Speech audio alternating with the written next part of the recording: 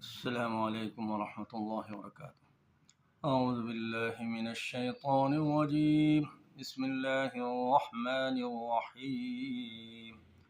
إنما الصدقات للفقراء والمساكين والعاملين عليها والمؤلفة قلوبهم وفي الرقاب والغارمين وفي سبيل الله وابن السبيل فريضة من الله والله عليم حكيم.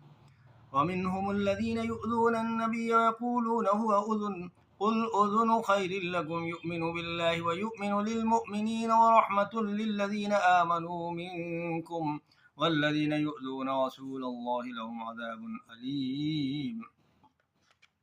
يحلفون بالله لكم ليرضوكم الله ورسوله أحق أن يرضوه إن كانوا مؤمنين.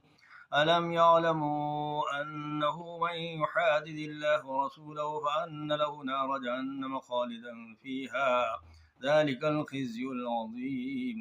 يحذر المنافقون أن تنزل عليهم سورة تنبئهم بما في قلوبهم قل استهزئوا إن الله مخرج ما تحذرون.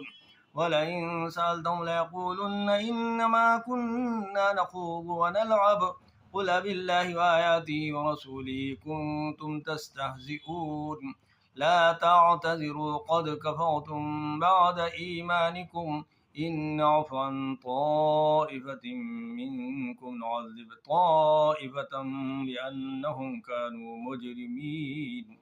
المنافقون والمنافقات بعضهم من بعض يأمرون بالمنكر وينهون عن المعروف ويقبضون أيديهم نسوا الله فنسيهم إن المنافقين هم الفاسقون. وعد الله المنافقين والمنافقات والكفار نار جهنم خالدين فيها هي حسبهم ولعنهم الله ولهم عذاب مقيم.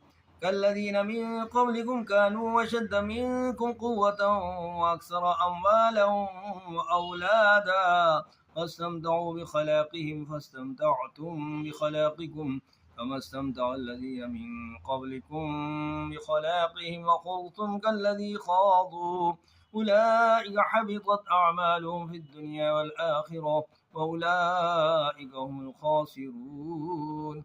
ألم يأتهم نبأ الذين من قبلهم قوم نوح وعاد وثمود وقوم إبراهيم وأصحاب مدين والمؤتفكات أتتهم رسلهم بالبينات وما كان الله ليظلمهم ولكن كانوا أنفسهم